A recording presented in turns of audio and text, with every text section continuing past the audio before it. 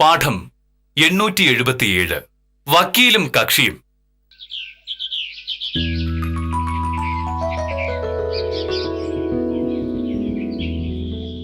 കൊലക്കേസിൽ പ്രതി ജീവപര്യന്തം ശിക്ഷിക്കപ്പെട്ടതിനെ തുടർന്ന് പ്രതിയുടെ ആളുകൾ പ്രതിഭാഗം വക്കീലിനെ വളഞ്ഞിട്ട് മർദ്ദിച്ചു.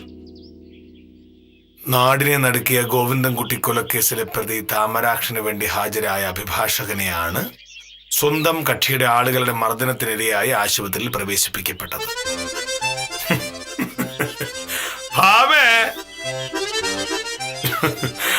നാട്ടിലുള്ള ആളുകളെല്ലാം കൂടി ഇങ്ങനെ പെരുമാറാൻ തുടങ്ങിയ വക്കീലന്മാരുടെ അവസ്ഥ എന്താവും?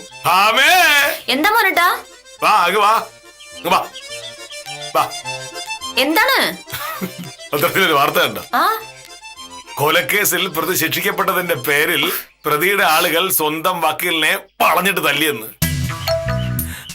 നീ ഇനി കേസ് വാദിക്കുമ്പോൾ വളരെ ശ്രദ്ധിച്ചു വേണം പോവാൻ. രാവിലെ ആളെ വിളിച്ചു വരുത്തി കളിയാക്കാൻ നോക്കാണോ? ഒരിക്കലുമല്ല. പത്രത്തിൽ ഒരു നല്ല വാർത്ത കണ്ടപ്പോൾ അത് നിന്നെ അറിയിക്കണമല്ലോ എന്ന് തോന്നി. മിക്കവാറും എല്ലാ ദിവസവും ആരുടെങ്കിലും ഒക്കെ കേസ് വാദിക്കുന്ന ഒരാളാണല്ലോ നീ. കാശ് കിട്ടുമല്ലോ എന്ന് കരുതി ഏത് കേസ് ഏറ്റെടുക്കുകയും ചെയ്യും. അങ്ങനെ ചാടിക്കേറി ഏറ്റെടുക്കുന്നതിന് മുമ്പ് കക്ഷിയെയും അയാളുടെ ബന്ധുക്കളെയൊക്കെ പറ്റി ഒന്ന് അന്വേഷിക്കുന്നത് നന്നായിരിക്കുമെന്ന് പറയുകയായിരുന്നു ഞാൻ ഇതിലൂടെ. എന്റെ കാര്യം നോക്കാനുള്ള സാമർത്ഥ്യം എനിക്കുണ്ട്. ഇത്രയും കാലത്തിനിടയ്ക്ക് ഞാൻ ഒരുപാട് കേസുകൾ വാദിച്ചിട്ടുണ്ട്. മിക്കവാറും എല്ലാ കേസുകളും ഞാൻ ജയിച്ചിട്ടുണ്ട്. ഒന്നിനെണ്ണം തോറ്റിട്ടുണ്ട്. എന്ന് വെച്ച് കേസ് തോറ്റതിന്റെ പേരിൽ ഒരു കക്ഷി എന്നെ ഇന്ന് വരെ ഒന്നും പറഞ്ഞിട്ടില്ല. ഈ വക്കീലും അങ്ങനെയൊക്കെ ആയിരിക്കും കരുതിയിട്ടുണ്ടാവുക. കിട്ടാനുള്ളത് കിട്ടിക്കഴിഞ്ഞപ്പോഴല്ലേ പ്രതിയുടെയും പ്രതിയുടെ ബന്ധുക്കളുടെ ഒക്കെ കയ്യിരിപ്പ് മനസ്സിലായത്. വേറെന്തെങ്കിലും പറയാനുണ്ടോ?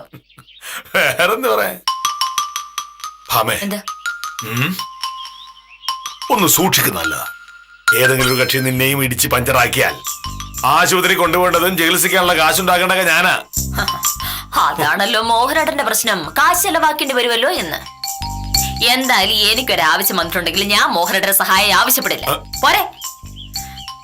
പിന്നെ വില്ലേജ് ഓഫീസിൽ ഓരോരോ ആവശ്യങ്ങളായിട്ട് വരുന്നവരോട് നടക്കില്ല എന്ന് പറഞ്ഞ് ശീലിച്ച ആളാണല്ലോ മോഹനേട്ടൻ. ഈ സ്വഭാവത്തിന്റെ പേരിൽ സഹിയിട്ട് നാട്ടുകാരെല്ലാം കൂടി സംഘടിച്ച് മോഹനേട്ടനെ കൈവെക്കാതെ നോക്കിയാൽ മതി. തിരുവനന്തപുരം ജില്ലയിലെ ഏതോ ഒരു വില്ലേജ് ഓഫീസിലെ ഏതോ ഒരു സാധു പെട്രോൾ ബോംബ് പൊട്ടിച്ച കഥ ഓർമ്മയുണ്ടോ എന്തോ?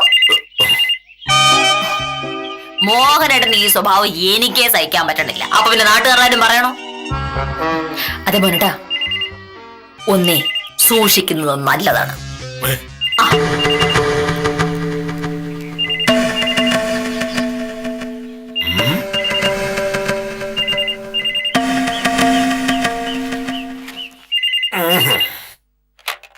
ഹലോ, വിദ്യ, എന്തൊക്കെയുണ്ട് വിശേഷം?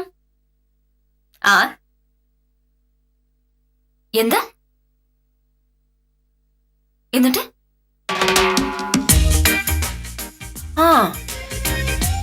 അത് ശരി, നിനക്ക് ഉറപ്പാണല്ലോ? ഒടുവിൽ ആശ വന്നിട്ട് പറ്റിക്കരുത്. ആണോ? എനിക്ക് അത് കേട്ടാ മതി വിദ്യ. ഇങ്ങനൊരു കേസിന് വേണ്ടിയാണ് ഇത്രയും കാലം ഞാൻ കാത്തിരുന്നത്. അതെ അതെ, ഈ കേസ് ഇപ്പൊ ഒന്ന് നന്നായി വിദ്യ. രാവിലെ എന്റെ സാമർത്ഥ്യത്തെ ചോദ്യം ചെയ്ത് ഒരാൾ ഇവിടെ കിടന്ന ആളാവുമായിരുന്നു. ബാക്കി നമുക്ക് ഓഫീസിൽ വന്ന് സംസാരിക്കാം. ശരി, ഇങ്ങ് വന്നേ. ദൈവമുണ്ടോ എന്നുള്ള കാര്യം എനിക്ക് ഉറപ്പാ മോനട്ടാ. മോനട്ടാ, അനുഭവങ്ങളാണല്ലോ ഒരാളെ കൂടുതൽ കൂടുതൽ വിശ്വാസിയാക്കുന്നത്. മോഹനേട്ടൻ ഒരല്പം മുന്നേ എന്നെ കളിയാക്കിയതിന് ദൈവം പകരം ചോദിച്ചു. ഇപ്പോ വിദ്യാലക്ഷ്മി വിളിച്ചെന്തിനാന്നറിയാമോ? ഒന്നാം തരം കേസാണ് പുതുതായിട്ട് എനിക്ക് വന്നിരിക്കുന്നത്. ഈ ഒരൊറ്റ കേസ് നടത്തി ജയിച്ചാൽ ഞാൻ ഈ സത്യഭാമ മോഹനകൃഷ്ണ സാറിനെക്കാട്ടിലും വലിയ ആളാവും. അപ്പൊ ഇപ്പൊ നീ എന്നെക്കാളും ചെറിയ ആളാണ് സമ്മതിച്ചല്ലോ. അത് ഞാൻ സമ്മതിച്ചല്ലോ, മോഹനോട് തന്നെ പറഞ്ഞുണ്ടാക്കുന്നല്ലേ. പക്ഷേ ഈ കേസിന്റെ വക്കാലത്തൊന്ന് ഒപ്പിട്ട് കിട്ടിക്കോട്ടെ മോഹനേട്ടാ. ഞാൻ ഇവിടെ ഒരു കലക്കും. കൊള്ളാം. ഏതോ ഒരു കേസിന്റെ കാര്യം ആ വിദ്യാലക്ഷ്മി വിളിച്ചു പറഞ്ഞു. നിന്നെ വക്കീലാക്കാൻ കക്ഷി തീരുമാനിച്ചിട്ടുമില്ല, നിനക്ക് വക്കാലത്ത് ഒപ്പിട്ട് കിട്ടിയിട്ടുമില്ല. അതിനു മുൻപേ ആ കേസ് വാദിച്ച് ജയിച്ച് എന്നേക്കാൾ വലിയ ആളാകാൻ പോകുന്നു എന്നുള്ളതാണ് നിന്റെ സ്വപ്നം. ഇതാണ് ഭാമയെ നീ രക്ഷപ്പെടാത്തത്. ഞാൻ രക്ഷപ്പെട്ടിട്ടില്ലെന്ന് ആരാ പറഞ്ഞത്? ഒരു വക്കീൽ എന്നുള്ള നിലയിൽ ഞാൻ എന്ന് രക്ഷപ്പെട്ടതാണ്. പിന്നെ മറ്റു കാര്യങ്ങളെ കുറിച്ചാണെങ്കിൽ ഒരിക്കലും രക്ഷപ്പെടാൻ പറ്റാത്ത ഒരു പാടുകുഴിയിലാണല്ലോ ഞാൻ കിടക്കുന്നത്. പറഞ്ഞിട്ട് എന്താ കാര്യം? അതേത് കുഴി?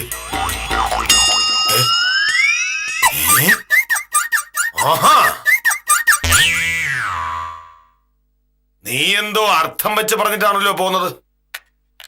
എന്റെ ഭാര്യ ആയതുകൊണ്ടാണോ നീ രക്ഷപ്പെടാനാകാത്ത വിധം പടുംകുഴിയിൽ ചെന്ന് വീണെന്ന് പറഞ്ഞത്? സത്യത്തിൽ എന്റെ ഭാര്യ ആയത് നിന്റെ ഭാഗ്യം. വേറെ ഏതെങ്കിലും ഒരുത്തനാണ് നിന്നെ കല്യാണം കഴിച്ചിരുന്നതെങ്കിൽ നിന്റെ ഈ സ്വഭാവം കൊണ്ട് സാഹി കെട്ട് അടിച്ചിന്റെ പലുതായിട്ടേ. അയ്യടാ, അങ്ങനെ ഇടിക്കാൻ വരുമ്പോഴേക്ക് ഞാൻ ഇന്ന് കൊടുക്കല്ലായിരുന്നു.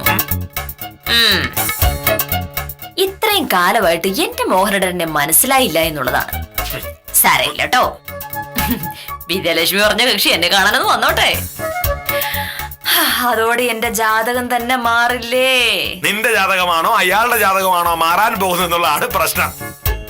നീ പറഞ്ഞതുപോലെ സമൂഹത്തിൽ നിലയും വിലയും ഉള്ള ഒരാളാണ് വരുന്നതെങ്കിൽ ഇതോടെ തീരും അയാളുടെ പേരും പെരുമയും. കേസ് വാദിക്കുന്നത് നീയാണ് എന്നൊരൊറ്റ കാരണത്താൽ കേസ് നോക്കും. അയാൾ വിവരം അറിയും. ഇങ്ങനെ തമ്മിൽ തർക്കിച്ചൊരു പ്രശ്നം തീർക്കാൻ നോക്കിയ തീരൂല.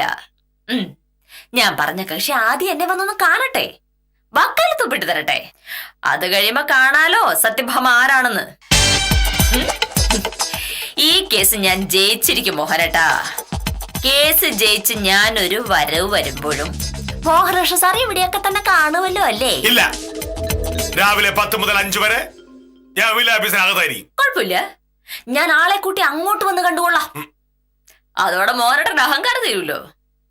എനിക്ക് ഒരു അഹങ്കാരവും സത്യം പറഞ്ഞാൽ ചെറിയൊരു പേടിയുള്ളു. ഇന്നത്തെ പത്രം നിന്റെ കക്ഷി വായിച്ചിട്ടുണ്ടോ എന്നൊന്ന് ചോദിച്ചേക്കണേ. അതൊക്കെ വായിച്ച കക്ഷിയാണെങ്കിൽ ഒടുവിൽ കേസ് തോക്കുമ്പോ നിന്നെ ഓടിച്ചിട്ട് തല്ലും. ഈ തർക്കത്തിന് ഞാനില്ല. ഒരു കാര്യം ഞാൻ പറയാം, മോഹനേട്ടന്റെ സ്വപ്നങ്ങളിൽ പോലും വരാത്ത ആളാണ് എന്റെ കക്ഷി. ആ പേര് ഞാൻ ഇപ്പൊ പറയാത്തതിനുള്ള കാരണം ഇന്നൊരു ദിവസം കൂടി എന്റെ മോഹനേട്ടൻ ആളായി നടന്നോട്ടെന്ന് കരുതിയല്ലേ.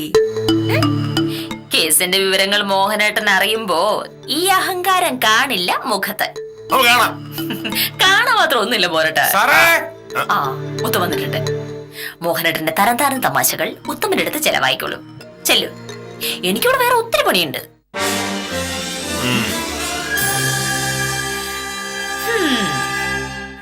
നമസ്കാരം സാർ. നമസ്കാരം. പങ്കാശ ചേട്ടൻ ഇന്നലെ വില്ലേജ് ഓഫീസിൽ വന്നിരുന്നില്ലേ? വന്നു. ഇനി ഒരു പ്രാവശ്യം കൂടി പങ്കജാക്ഷൻ ചേട്ടൻ വില്ലേജ് ഓഫീസിൽ വന്ന് ആവശ്യമില്ലാതെ എന്നോട് സംസാരിച്ചാൽ പിന്നെ ഞാൻ എന്താ ചെയ്യുക എന്താ പറയുക എന്ന് എനിക്ക് ഇപ്പൊ പറയാൻ പറ്റില്ല. സാറേ, ഞാൻ ഇന്നലെ വൈകിട്ടാണ് പങ്കാശ ചേട്ടനെ കണ്ടത്. എന്നെ കണ്ടവാടെ വണ്ടി നിർത്തി ഇറങ്ങി വന്നിട്ട് സാറിനെ പറ്റി പറയാൻ തുടങ്ങി. എന്തൊക്കെയാണ് പറഞ്ഞതെന്നറിയാമോ അങ്ങേര്? സാറേ, ഇതിന് മാത്രം പ്രശ്നം ഉണ്ടാവാൻ വില്ലേജ് ഓഫീസിൽ എന്താണ് ഉണ്ടായത്? പങ്കജാക്ഷൻ ചേട്ടന്റെ പോക്ക് വരവ് മുടങ്ങിക്കിടക്കുന്ന കാര്യം മൂത്തവൻ അറിയാലോ. കമ്പോള വിലയിൽ താഴ്ത്തി ഭൂമി രജിസ്റ്റർ ചെയ്ത് കൊണ്ടുവന്നപ്പോ പോക്കുവരവ് നടക്കില്ല എന്ന് ഞാൻ തീർത്ത് പറഞ്ഞിട്ടുണ്ടായിരുന്നു. ഒരു വില്ലേജ് ഓഫീസർ അത് പറയുമ്പോൾ അത് കേൾക്കുക, അതിനുള്ള പരിഹാരങ്ങൾ ചെയ്യുക എന്നുള്ളതല്ലേ ഒരാൾ ചെയ്യേണ്ടത്. അതിന് പകരം പങ്കജാക്ഷൻ ചേട്ടൻ ഇന്നലെ വില്ലേജ് ഓഫീസിൽ കയറി വന്ന് പറഞ്ഞത് എന്താണ് എന്ന് ഉത്തമൻ അറിയാമോ? എന്റെ കാഞ്ചന സാറേ, ഈ ആവശ്യം പറഞ്ഞ് ഞാൻ ഈ ആഫീസിൽ കയറി ഇറങ്ങാൻ തുടങ്ങിയിട്ട് ആഴ്ച 1 ആയി. ഇന്ന് എനിക്ക് 2-1 അറിയണം. എന്റെ പങ്കജാക്ഷൻ ചേട്ടാ, ഇതൊന്നും ഞങ്ങളോട് പറഞ്ഞിട്ട് ഒരു കാര്യമില്ല. ഇവിടുത്തെ കാര്യങ്ങൾ തീരുമാനിക്കുന്നത് മോഹനകൃഷ്ണ സാറാ. പങ്കജാക്ഷൻ ചേട്ടന്റെ പോക്കുവരവ് നടത്തി തരാന്ന് പറഞ്ഞ് ഞങ്ങളല്ലോ സാറല്ലേ. പറയാനുള്ളതേ സാറ് വരുമ്പോ അങ്ങോട്ട് പറഞ്ഞാ മതി. എന്ന് പറഞ്ഞാൽ എങ്ങനെയാ? നിങ്ങൾ ഇവിടുത്തെ ജീവനക്കാരല്ലേ? ഈ ആഫീസിൽ നടത്തി തരേണ്ട ഒരു കാര്യത്തിന് വേണ്ടിയാ ഞാൻ ഇങ്ങനെ കയറി ഇറങ്ങി നടക്കുന്നത്. പോക്കുവരവ് നടത്താൻ വില്ലേജ് ഓഫീസിലല്ല പിന്നെ പോലീസ് സ്റ്റേഷനിൽ ചെല്ലാൻ പറ്റുമോ? എന്താ പങ്കേഷൻ ചേട്ടാ പ്രശ്നം? പ്രശ്നം എന്താണെന്ന് ശിശുപാലൻ അറിയാമല്ലോ. ഞാൻ 45 സെന്റ് ഭൂമി വാങ്ങിയിട്ട് മാസം 2 ആയി. ആധാരം രജിസ്റ്റർ ചെയ്ത് കിട്ടിയതിന്റെ പിറ്റേ ദിവസം മുതൽ ഞാൻ ഇവിടെ കയറി ഇറങ്ങി നടക്കുക. എന്റെ പോക്ക് ഓരോ നടക്കുമോ ഇല്ലയോ? ഇല്ല.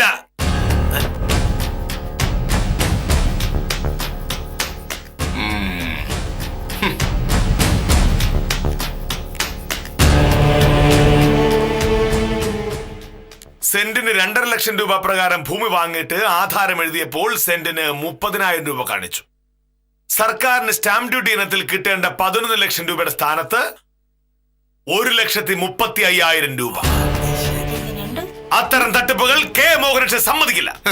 ഭൂമി രജിസ്റ്റർ ചെയ്യാൻ സമയത്ത് സബ് രജിസ്ട്രാർക്ക് ഒരു പരാതിയില്ലായിരുന്നല്ലോ. കാണില്ല. കാരണം പങ്കജാക്ഷൻ ചേട്ടൻ സബ് രജിസ്ട്രാറെ കാണേണ്ട രീതിയിൽ കണ്ടു, കൊടുക്കേണ്ടത് കൊടുത്തു. പക്ഷേ ആ കളി ഇവിടെ നടക്കില്ല. ഞാൻ പറഞ്ഞ പ്രശ്നത്തിന് പരിഹാരം കാണാതെ ഭൂമി പോക്ക് വരവ് ചെയ്യുന്ന പ്രശ്നമില്ല. സാർ അങ്ങനെ വാശിയിലാണെങ്കിൽ ഞാൻ തഹസീൽദാരെയോ കളക്ടറോ കണ്ടോളാം. ആഹാ, അതുകൊണ്ടൊന്നും ഒരു വിശേഷമില്ല. വസ്തു പോക്കുവരവ് ചെയ്യേണ്ടത് കെ മോഹനകൃഷ്ണ. കളക്ടറല്ല റവന്യൂ മന്ത്രി വിചാരിച്ചാലും അത് നടക്കില്ല. സാർ വാശിക്കാണോ? തീർച്ചയായും. ശരി, എനിക്കും അത്യാവശ്യം സ്വാധീനമൊക്കെ ഉണ്ട്. MLA-യും MP ഒക്കെ വിളിക്കുമ്പോ സാർ ഇത് തന്നെ പറയണം.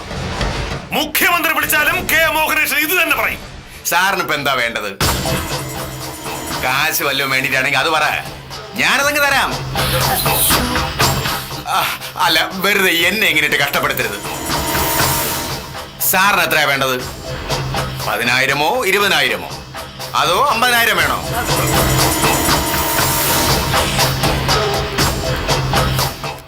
വില്ലേജ് ഓഫീസിൽ കയറി വന്ന് വില്ലേജ് ഓഫീസറുടെ മുഖത്ത് നോക്കി കൈക്കൂലി തരാമെന്ന് പറയുന്നു. ഇപ്പൊ പറഞ്ഞിരിക്കട്ടെ, ഇനി മേലിൽ ഇമാതിരി പരിപാടിയുമായി വില്ലേജ് ഓഫീസിനെ പട്ടി ചവിട്ടിയ വിവരം അറിയും. എന്റെ സ്വഭാവം നിങ്ങൾക്ക് ശരിക്കറിയില്ല. സ്ഥലം വിടാൻ നോക്കൂ. ഓഹോ,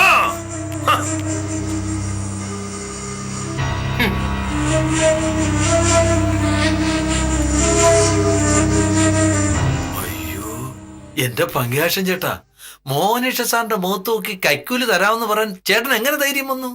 പിന്നെ അല്ലാതെ. ഇത് ഇവിടെ അങ്ങോട്ട് തീർന്നത് ഭാഗ്യം. സാറിന്റെ സ്വഭാവത്തിന് പങ്കജാക്ഷൻ ചേട്ടൻ അകത്ത് പോകേണ്ട കേസാ. ആ, അതിനിച്ചിരി പുളിക്കും. ഈ വില്ലേജ് ഓഫീസറെ എങ്ങനെ കൈകാര്യം ചെയ്യണമെന്നോ എനിക്കറിയാം. ഇയാൾക്ക് ഞാൻ വച്ചിട്ടുണ്ട്. ഒരു വില്ലേജ് ഓഫീസറോട് അങ്ങനെ സംസാരിച്ചിട്ട് പോയ പങ്കജാക്ഷൻ ചേട്ടന് ഇനി ആ പോക്കുവരവ് എളുപ്പത്തിൽ നടന്നു കിട്ടും എന്ന് ഉത്തമൻ തോന്നുന്നുണ്ടോ? ഒരിക്കലും ഇല്ല സാറേ. ബാക്കി സർക്കാർ ഉദ്യോഗസ്ഥന്മാരൊക്കെ കൈക്കൂലി വാങ്ങിച്ച് ഓരോന്ന് ചെയ്തു കൊടുത്ത് പങ്കജാക്ഷൻ ചേട്ടന് അതൊരു തരമായി. സാറ് കാശ് വാങ്ങൂല എന്ന് ഉറപ്പായപ്പോഴാണ് രാഷ്ട്രീയ സ്വാധീനത്തിന്റെ കഥയുമായിട്ട് ഇയാൾ ഇറങ്ങിയത്. അതുമായി വരട്ടെ, എന്നെ MLA വിളിച്ചാലും MP വിളിച്ചാലും ഒരു കാര്യമില്ല. ഇത് ഞാൻ വിട്ടുകൊടുക്കുന്ന പ്രശ്നമില്ല. ഇല്ല ഇല്ല. അത് മതി. അത് അല്ല. നമസ്കാരം ഡോക്ടറെ. നമസ്കാരം. എന്തൊക്കെയുണ്ട് ഉത്തമ വിശേഷങ്ങൾ? ഓ, നമുക്കെന്തോന്ന് വിശേഷം. വഴിയിൽ വെച്ച് കേട്ടൊരു വിവരം സാറിന്റെ അടുത്ത് അന്വേഷിക്കാൻ വേണ്ടി വന്നതാ. ഓ, ശരി. പിന്നെ വക്കലെ, നമ്മുടെ പ്രകാശന്റെ കേസിന്റെ അവധി നാളെ എങ്ങാണ്ടല്ലേ വെച്ചിരിക്കുന്നത്? നാളെ ആയിരിക്കും. വക്കീൽ ഓഫീസിൽ പോയി നോക്കിയാലേ അതൊക്കെ എനിക്ക് അറിയാൻ പറ്റൂട്ടോ. എന്തായാലും അത് നാളെ അവധിക്ക് അപേക്ഷിക്കാനാണ് ഞാൻ തീരുമാനിച്ചിരിക്കുന്നത്. അത് നോക്കില്ല, നാളെ വേറെ കേസ് വല്ലതും ഉണ്ടാ? കഴിവുള്ള വക്കീലാകുമ്പോ കേസുകൾ ഒരുപാട് ഉണ്ടാവുമല്ലോ ഉത്തമ. ചില ആളുകൾക്കൊക്കെ ഒരു ധാരണയുണ്ട്, ഞാൻ പോക്കറ്റ് കേസ്, മുച്ചിട്ടുള്ള കേസ് മാത്രം ബാധിക്കുന്ന വെറും ഒരു വക്കീലാണെന്ന്. അത് മാറ്റാൻ ഈശ്വരനായിട്ടൊരു അവസരം തരുമ്പോ അത് കളയാൻ പറ്റുമോ? എന്താണ് വക്കീലെ സംഭവം? അത് പറ. സംഭവം അങ്ങനെ പൂർണ്ണമായിട്ട് പറയാറായിട്ടില്ല. കേസിന്റെ കാര്യമല്ലേ. എന്തായാലും വിദ്യാലക്ഷ്മി വിളിച്ചു പറഞ്ഞ അനുസരിച്ചാണെങ്കിൽ ആ കേസ് എനിക്ക് തന്നെയാ.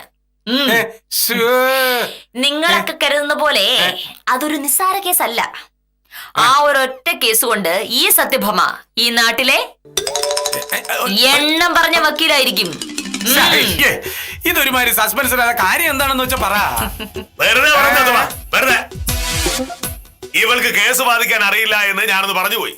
അതിന് തൊട്ടു പിന്നാലെയാണ് വിദ്യാലക്ഷ്മിയുടെ ഫോൺ വരുന്നത്. ഏതെങ്കിലും ഒരു കേസ് കാണും, പക്ഷെ അത് ഏതോ ഭയങ്കര കേസാണെന്ന് ഇവള് പറയുന്നതല്ലേ. ഇവകാര അത്ര ഭയങ്കര കേസ് കൊണ്ടുകൊടുക്കാൻ.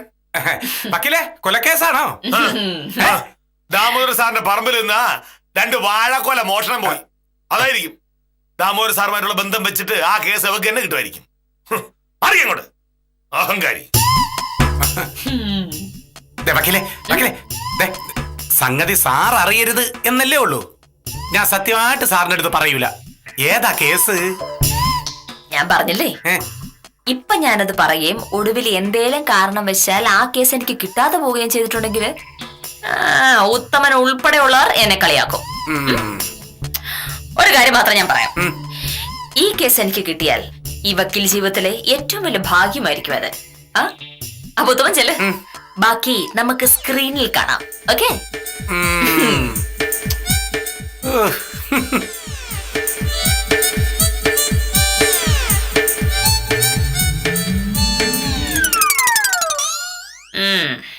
വാഴക്കൊല മോഷണം പോയ കേസാണോ അത് അതിനേക്കാട്ടിലും വലിയ കേസാണോ എന്നൊക്കെ നമുക്ക് കാണാം.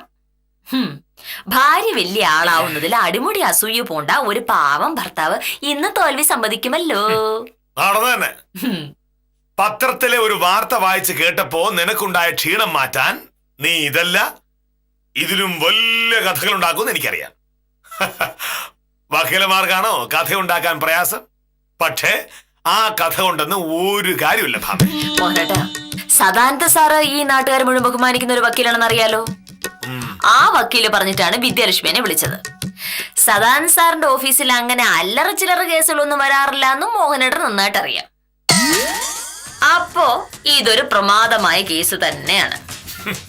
നീ ഇതിങ്ങനെ പ്രമാദം പ്രമാദം പ്രമാദം ഒന്ന് ആവർത്തിച്ചേണ്ട കാര്യമൊന്നുമില്ല. അത് നിനക്ക് കേസ് കിട്ടട്ടെ, അത് കഴിഞ്ഞിട്ട് മതി ഇനി സംസാരം. കേസ് എനിക്ക് തന്നെ കിട്ടുന്നുള്ള കാര്യം എനിക്ക് ഉറപ്പാണ്. കേസ് കിട്ടിയാൽ മാത്രം ഒരു വക്കീലും പ്രശസ്തയാവൂല. പ്രശസ്തയാകണമെങ്കിൽ കേസ് ജയിക്കണം. ഞാൻ ജയിക്കൂലെന്ന് മോഹനേട്ടൻ അങ്ങ് പറഞ്ഞാൽ മതിയോ? അയ്യോ, ഞാനത് മറന്നുപോയി. ചില വക്കീലന്മാര് കേസ് ജയിക്കാതെയും പ്രശസ്തരാകും. രാവിലെ നമ്മളെ പത്രത്തിൽ കണ്ട പോലെ ആ വക്കീല് കേസ് ജയിച്ചിട്ടാണോ പ്രശസ്തനായത്? കേസ് തോറ്റ് കക്ഷിയുടെ തല്ലുകൊണ്ടാലും പ്രശസ്തയാവും, പത്രത്തിൽ പേരും വരും. നിനക്ക് പറ്റിയത് ആ വഴിയാ. ഈ പറഞ്ഞത് മാറ്റി പറയേണ്ടി വരുമ്പോഴും മുഖത്ത് ഈ കിളി തന്നെ ഉണ്ടാവണം. നീ പോയി കഴിക്കാൻ നീലെടുത്തേക്ക് എനിക്ക് ആഫീസ് പോണം. ഒരു വലിയ വാക്യാലോ വന്നിരിക്കുന്നു.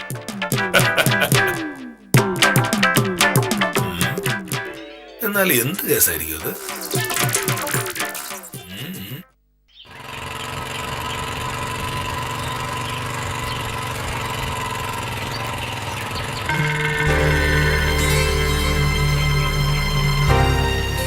വക്കീൽ ഓഫീസിലെ ഗുമസ്തൻ പ്രസാദ് അല്ലേ അത്?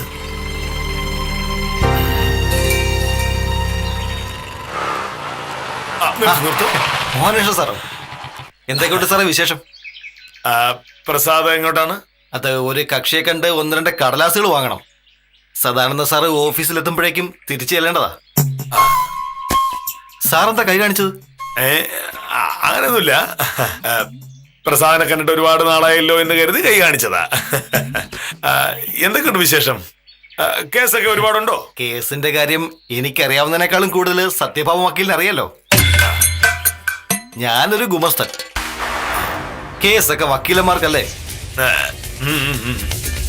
പക്ഷേ മിക്കവാറും വക്കീലന്മാരെക്കാളും മിടുക്കൻ ഗുമസ്തന്മാരായിരിക്കുമല്ലോ. പല വക്കീലന്മാർക്ക് നിയമം പറഞ്ഞു കൊടുക്കുന്നത് ഗുമസ്തന്മാരാണെന്നാണല്ലോ പറയാറുള്ളത്. പ്രസാദ് എത്രയോ നാളായി സദാനന്ദ വക്കീലിലൂടെ ജോലി ചെയ്യുന്നു. അപ്പൊ പിന്നെ വക്കീൽ ഓഫീസിലുള്ള സകല കാര്യങ്ങളും പ്രസാദിന് അറിയായിരിക്കുമല്ലോ. മിക്കവാറും ഒക്കെ. അങ്ങനെയാണെങ്കിലേ ഈ പ്രസാദ് എനിക്കൊരു ഉപകാരം ചെയ്തു തരണം. ഇന്നലെ സദാനന്ദ വക്കീലിൽ വന്ന ഏതോ ഒരു കേസ് പുള്ളിക്കാരൻ ഭാമയെ ഏൽപ്പിക്കാൻ പോവുകയാണ്. അതാരുടെ കേസാ? ഇന്നലെ വന്ന കേസോ? രാവിലെ വിദ്യാലക്ഷ്മി ഭാമയെ ഫോണിൽ വിളിച്ച് പറഞ്ഞു കേസ് ഭാമ ഏൽപ്പിക്കുന്നു എന്ന് പറഞ്ഞു. അതാരുടെ കേസെന്നാ എനിക്കറിയേണ്ടത്. അത് വക്കീലിനോട് ചോദിച്ചാ പോരാനോ സാറേ? മതി. പക്ഷേ അങ്ങനെ പെണ്ണുങ്ങളോട് ചോദിച്ചൊരു കാര്യം മനസ്സിലാക്കേണ്ട കാര്യം എന്താണ്? നമ്മൾ ആണുങ്ങൾ തമ്മിൽ ഒരു ഇടപാട് നടത്തുമ്പോ ഒരു മര്യാദ ഉണ്ടല്ലോ. എന്തായാലും അങ്ങനെ ഒരു കേസിന്റെ കാര്യം എനിക്കറിയില്ല. ഇന്നലെ ഉച്ചയായപ്പോ ഞാൻ വീട്ടിൽ പോയി. തലവേദനയായോണ്ട് പിന്നെ തിരിച്ച് ഓഫീസിലും പോയില്ല. അതുകൊണ്ട് ഉച്ച കഴിഞ്ഞ് വന്ന കേസിനെ പറ്റി ഒന്നും എനിക്കറിയില്ല. കഷ്ടം. മാസാമാസം ശമ്പളം വാങ്ങി പോക്കറ്റിനകത്ത് വെച്ചിട്ട് തലവേദനയാണെന്ന് പറഞ്ഞ് വീട്ടിൽ പോയിരിക്കുക. ഇങ്ങനെയാണോ ഉത്തരവാദിത്തപ്പെട്ട ഒരു ഗുമസ്തന്റെ കാര്യം? എനിക്ക് പ്രസ്ഥാനത്തിന്റെ കാര്യം ഓർത്ത് ലജ്ജ തോന്നുന്നു, ലജ്ജ. കഷ്ടം. വലിയ ഗുമശാനെന്ന് എന്ത് പറഞ്ഞാ മനുഷ്യൻ വിളിച്ചിരുത്തിട്ട് ആളെ വടിയാക്കിട്ട് പോന്നു. സദാനന്ദം വക്കീൽ നല്ല ഒന്നാം തരം വക്കീല. പുള്ളിക്കാരനെ കിട്ടുമെങ്കിൽ കേസ് ജയിക്കുമെന്ന പ്രഹ്ലാദൻ ചേട്ടൻ പറഞ്ഞേ. സദാനന്ദം വക്കീല് കേമനാണെന്നുള്ള കാര്യത്തിൽ സംശയമില്ല. പക്ഷേ അങ്ങേർക്ക് സമയം കിട്ടുമെന്നാണ് സംശയം.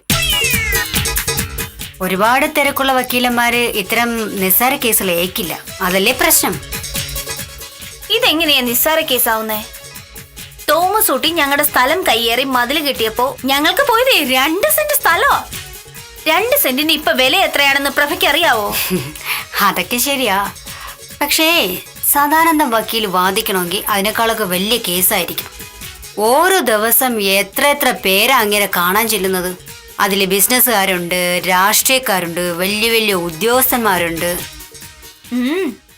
ശരിയാ.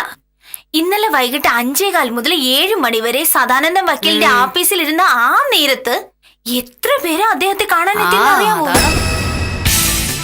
നമ്മുടെ നാട്ടിലെ ഏറ്റവും വലിയ ബിസിനസ്സുകാരനാണല്ലോ ആ ശേഖരൻകുട്ടി ചേട്ടൻ. അങ്ങയുടെ ഒരു കേസിന്റെ കാര്യത്തിന് സദാനന്ദ വക്കീലിനെ കാണാൻ വന്നിരുന്നേ. അപ്പൊ ശേഖരൻകുട്ടി ചേട്ടനാണ് അവളുടെ കക്ഷി. ആ കേസാണ് സദാനന്ദം വക്കീൽ ഭാമയ്ക്ക് കൊടുത്തത്. പക്ഷേ ആ കേസ് സദാനന്ദം വക്കീൽ ഏറ്റൊന്നുമില്ല. ഒന്ന് ആലോചിച്ചിട്ട് പറയാന്ന് പറഞ്ഞു. അപ്പൊ ദേ അടുത്തു വരുന്നു മണ്ഡലം പ്രസിഡന്റ് വർഗീസ് ചേട്ടൻ.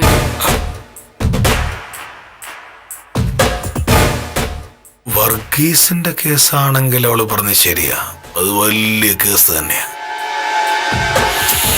പക്ഷേ ആ കേസും സദാനന്ദം വക്കീല് ഏറ്റില്ല.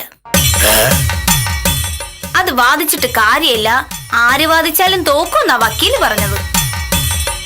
ഓ, തോൽക്കുന്ന കേസ് ഭാമിക്ക് കൊടുത്തു കാണും. എന്തായാലും ഞങ്ങളുടെ കേസിന്റെ കാര്യം പറഞ്ഞപ്പോ ഒരു എതിരും പറഞ്ഞില്ല. വക്കാലത്ത് ഒപ്പിട്ട് വാങ്ങുകയും ചെയ്തു. ആഹാ.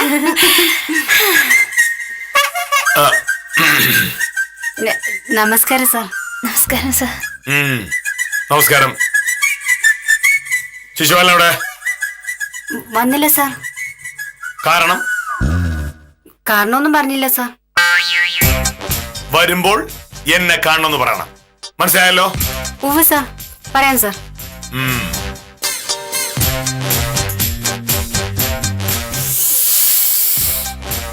അപ്പൊ ശിശുപാലൻ ചേട്ടന്റെ കാര്യത്തിന് തീരുമാനമായി. ഞാൻ കേസിന്റെ കാര്യമൊക്കെ പറഞ്ഞത് കേട്ടു കാണോ എന്തോ. സാറിന്റെ ഭാര്യ കേസ് ഏൽപ്പിക്കാതെ സദാനന്ദ വക്കീലിന് കേസ് ഏൽപ്പിച്ചതുകൊണ്ട് ഇനി വഴക്കിന് വരുമോ എന്തോ. അതോർത്ത് കാഞ്ഞിന് സാർ പേടിക്കണ്ട. സത്യഭാമ വക്കീലിന് ഒരു കേസ് കിട്ടിയില്ലെങ്കിൽ സാറിന് അത്രയും സന്തോഷം. വക്കീലിന് കേസ് വാദിക്കാൻ അറിയില്ല എന്ന് ഈ നാട്ടിൽ പറയുന്ന ഒരേ ഒരാൾ സാറാ. അത് ശരിയാ, ഭർത്താവായാലും എങ്ങനെ വേണം, ഭാര്യയെ ഒരു വിശ്വാസവും ഇല്ല.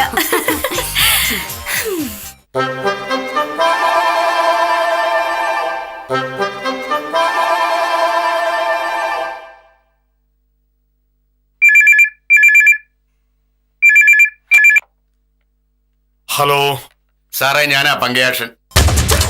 എന്താ വേണ്ടത്? സാറിന്റെ പോക്കുവരവ് ശരിയാക്കി തരില്ല എന്നുള്ള കാര്യം ഉറപ്പാണല്ലേ? ശരിയാക്കി തരും, പക്ഷെ ഞാൻ പറഞ്ഞ പോലെ ചെയ്യാലേ നടക്കും. ശരി, അപ്പോ സാറിന്റെ ഇഷ്ടം പോലെ ചെയ്യും. എനിക്ക് ചെയ്യാൻ പറ്റുന്നത് ഞാനും ചെയ്യാം. ഒന്നും ചെയ്യാനില്ല. അത് നമുക്ക് കാണാം. പങ്കയാക്ഷനെ സാറിന് ശരിക്കും അറിയില്ല, കാണിച്ചു തരാം ഞാൻ.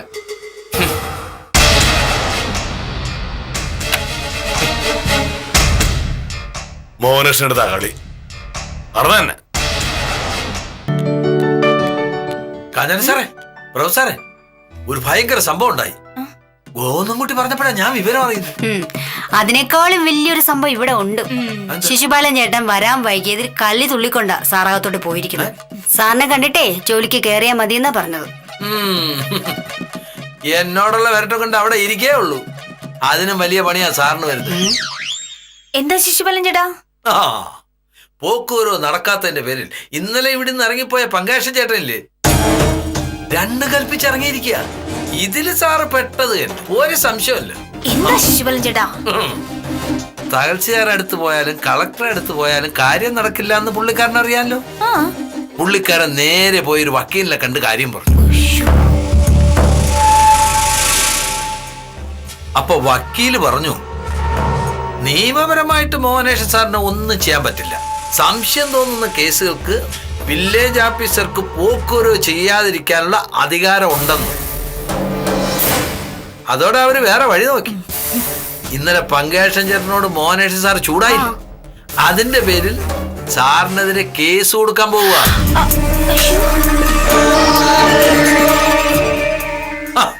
ശിവദാസൻ വക്കീലിന്റെ പ്രൊഫസറിന് അറിയില്ലേ? അങ്ങേരാ സാറിനെതിരെ കേസ് നടത്താൻ പോകുന്നത്. ശിവദാസൻ വക്കീലിനെ അറിയാലോ, അങ്ങേര് കേസ് ഏറ്റാൽ ഏറ്റതാ.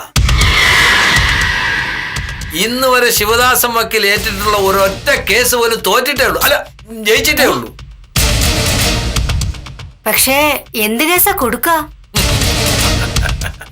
മാന്യമായ ഒരു സർക്കാർ ആവശ്യത്തിന് ഇവിടെ വന്ന പങ്കേഷൻ ചേട്ടനെ മോഹനേഷ് സാറ് ചീത്ത വിളിച്ചു, വിരട്ടി, കൊല്ലുമെന്ന് ഭീഷണിപ്പെടുത്തി, ആഫീസിൽ വെച്ച് മാനസികമായി പീഡിപ്പിച്ചു. അയ്യോ, എപ്പം? ഒക്കെ ശിവദാസൻ വക്കീലിന്റെ ബുദ്ധിയാ. എവിടുന്നെങ്കിലും 2 സാക്ഷികളെയും കൊണ്ടുവരും. വധഭീഷണി എന്ന് പറഞ്ഞാൽ ജാമ്യമില്ലാത്ത കേസാണെന്നാ പറയുന്നത്. അല്ല, അങ്ങനെയൊക്കെ കേസ് കൊടുക്കാൻ പറ്റുമോ? നല്ല വക്കീലന്മാര് വിചാരിച്ച എന്താ നടക്കാത്തത്? നിരപരാധി അപരാധിയാവും, അപരാധി നിരപരാധിയാവും. വാദിക്കുന്നത് ശിവദാസൻ വക്കീലായതുകൊണ്ടേ മോഹനേഷ് സാർ പെടുവെന്നുള്ള കാര്യം ഉറപ്പാ. ശിശുപാല, ശിവദാസൻ വക്കീലല്ല, അതിനപ്പുറത്തെ വക്കീൽ വന്നാലും കെ മോഹനകൃഷ്ണന് പ്രശ്നമല്ല. നല്ല ഒന്നാം തരം വക്കീൽ എന്റെ കയ്യിലുണ്ട്. ഇമ്മാതിരി പണിയൊക്കെ ഒപ്പിച്ച് എന്നെ പേടിപ്പിക്കാമെന്ന് കരുതണ്ട എന്ന് പങ്കജാക്ഷൻ ചേട്ടനോട് പോയി പറഞ്ഞേക്ക്. സാറേ, ഇത് നിസ്സാര കേസല്ല. സത്യഭാമ വക്കീൽ വാദിച്ചാലൊന്നും ഈ കേസ് ജയിക്കില്ല. ശിശുപാലിന് ഭാമയെ അറിയാഞ്ഞിട്ടാ. ശിവദാസൻ വക്കീൽ കേസുമായിട്ട് കോടതി വരട്ടെ, അയാളുടെ പൊടി പോലും കാണില്ല. ആഹാ,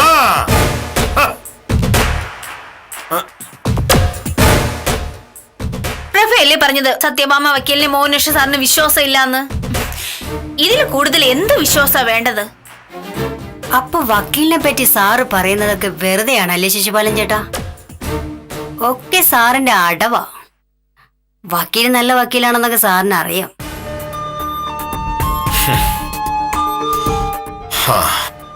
രാവിലെ ഞാൻ അങ്ങനെയൊക്കെ പറഞ്ഞുകൊണ്ട് ഇനിയിപ്പൊ എന്റെ കേസ് വാദിക്കില്ല എന്നവള് പറയൂ?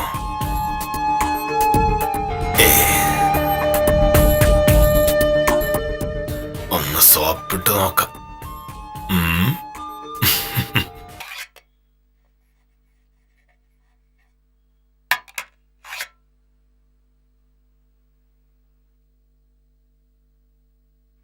ഭാമേ,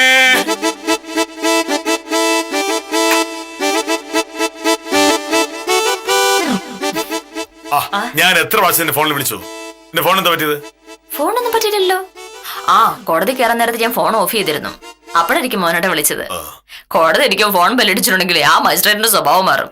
പിന്നെ അങ്ങനെ എന്താ പറയുന്നത് നമുക്ക് പറയാൻ പറ്റില്ല. എന്തിനാ മോനോടെ വിളിച്ചേ? ആ പങ്കജാക്ഷൻ ചേട്ടൻ എന്നെ തോപ്പിക്കാനായിട്ട് പുതിയ അടവായിട്ട് ഇറങ്ങിയിരിക്കുക. അയാളുടെ പോക്കുവരവ് നടത്തി കൊടുത്തില്ലെങ്കിൽ എന്നെ കോടതി കയറ്റുമെന്ന്. അയ്യോ, അതങ്ങനെ? എനിക്ക് അയാളുടെ മുൻവൈരാഗ്യം ഉണ്ടെന്നും അതുകൊണ്ട് മനഃപൂർവ്വം പോക്കുവരവ് നടത്തി കൊടുക്കാത്തതാണെന്നും പറഞ്ഞ് അയാൾ തഹസിൽദാർക്ക് പരാതി കൊടുത്തു. തഹസിൽദാർക്ക് എന്നെ അറിയാലോ, അതുകൊണ്ട് ആ പരാതി വെറുതെ ആയി. ഇപ്പോ പുതിയ അടവ് കണ്ടുപിടിച്ചിരിക്കുക. എന്തടവ്? ഇന്നലെ അയാൾ ആഫീസ് വന്നപ്പോ ഞാൻ അയാളുടെ കുറച്ച് ദേഷ്യത്തിൽ സംസാരിച്ചല്ലോ. ഇപ്പൊ അയാൾ പറഞ്ഞതേ ഞാൻ അയാളെ കൊല്ലൊന്ന് ഭീഷണിപ്പെടുത്തിയെന്ന. മോഹനയുടെ ശരിക്കും അങ്ങനെ ഭീഷണിപ്പെടുത്തിയായിരുന്നോ? അങ്ങനെയൊന്നും പറഞ്ഞില്ല. മേലിമാര് വേഷം കിട്ടുന്ന വിവരം അറിയാൻ പറഞ്ഞു. അങ്ങനെ പറഞ്ഞോ? അങ്ങനെ പറയുന്നത് ഭീഷണിയാവും. എന്റെ മോഹനയുടെ നമ്മുടെ നാട്ടു നടപ്പനുസരിച്ച് വിവരം അറിയൂന്ന് പറഞ്ഞിട്ടുണ്ടെങ്കിൽ കൊല്ലും തന്നെ അർത്ഥം. അപ്പൊ സംഗതി വധഭീഷണിയാണ്. പക്ഷെ ഞാനങ്ങനെ ഉദ്ദേശിച്ചിട്ടില്ലല്ലോ. അത് മോഹനേട്ടൻ അറിയാം, പക്ഷെ മറ്റുള്ള ആളുകൾ അത് വിശ്വസിക്കണമെന്നില്ലല്ലോ. ഈ വധഭീഷണി ജാമ്യമില്ലാത്ത കുറ്റകൃത്യവാ. ആ പങ്കേഷയുടെ ഏതോ വലിയ വക്കീൽ വെച്ച് കേസ് നടത്താൻ പോണെന്നാ കേട്ടത്. ശിശുപാല അതും പറഞ്ഞപ്പോ ഞാൻ പറഞ്ഞു, അങ്ങനെ പേടിപ്പിക്കാനും നോക്കണ്ട, അതിലും വലിയ വക്കീൽ എന്റെ കയ്യിലുണ്ടത്. അതേത് വക്കീല മോനട്ടാ? നീ ഞാനോ? ഞാൻ അങ്ങനെ നല്ല വക്കീലൊന്നും അല്ലെന്നല്ലേ മോഹനേട്ടൻ പറയാറുള്ളത്. പറയുന്നല്ലേ, നീ നല്ല വക്കീല. രാവിലെ ഒരു കേസ് കിട്ടിയ കാര്യം ഞാൻ പറഞ്ഞില്ലായിരുന്നോ? അത് പറഞ്ഞപ്പോ മോഹനേട്ടൻ പറഞ്ഞു ഞാൻ വാദിക്കുന്നോണ്ട് ആ കേസ് തോക്കും, എന്റെ കക്ഷിയുടെ കാര്യം പോക്കാണെന്ന്. അപ്പൊ പിന്നെ മോഹനേട്ടൻ വെറുതെ എന്നെ കൊണ്ട് കേസ് വാദിപ്പിച്ച് കുഴപ്പത്തിൽ ചാടണോ? ആകെ വാശികരമായവരെന്ന് പറയുന്നല്ലേ, നീ ആകെ ഇതിനെ ഓർത്ത് വെക്കുന്നേ? അതോ ഞാൻ പറയാം. രാവിലെ വിദ്യാലക്ഷ്മി എന്നെ വിളിച്ച് പറഞ്ഞെന്താന്നറിയാമോ? എന്താ? പങ്കജാക്ഷൻ ചേട്ടൻ ശിവദാസൻ വക്കീലിനെ കാണാൻ ചെന്നിരുന്നു, മോഹനേട്ടനെതിരെയാണ് കേസെന്ന്. അപ്പോഴേ എനിക്കറിയാലോ സംഗതി കേസായിട്ടുണ്ടെങ്കിൽ മോഹനേട്ടൻ സാറിന്റെ വക്കീല് ഈ അഡ്വക്കേറ്റ് സത്യഭാമയായിരിക്കുന്നു. അങ്ങനെ മോഹനേട്ടൻ എന്നെ ഏൽപ്പിക്കാൻ പോകുന്ന കേസിന്റെ കാര്യമാണ് ഞാൻ രാവിലെ പറഞ്ഞത്. പിന്നെ ഈ കേസ് വാദിച്ച് അയച്ചിട്ടുണ്ടെങ്കിൽ ഇതൊരു വാർത്തയാവുന്ന ഞാൻ രാവിലെ പറഞ്ഞില്ലേ? വാർത്തയാവില്ലേ? ഭർത്താവിന്റെ കേസ് ഭാര്യ വാദിച്ചയക്കുന്ന വാർത്തയാവാതിരിക്കൂ. ചുരുക്കി പറഞ്ഞ ഈ കേസ് വരുന്ന കാര്യം എനിക്ക് രാവിലെ തന്നെ അറിയായിരുന്നു. അതെ, ഇപ്പൊ നമ്മള് ഭാര്യയും ഭർത്താവും മാത്രമല്ല, വക്കീലും കക്ഷിയോ. അല്ല, ഞാനല്ല വക്കീല, ഞാൻ വക്കീലും മോഹനേട്ടൻ കക്ഷി.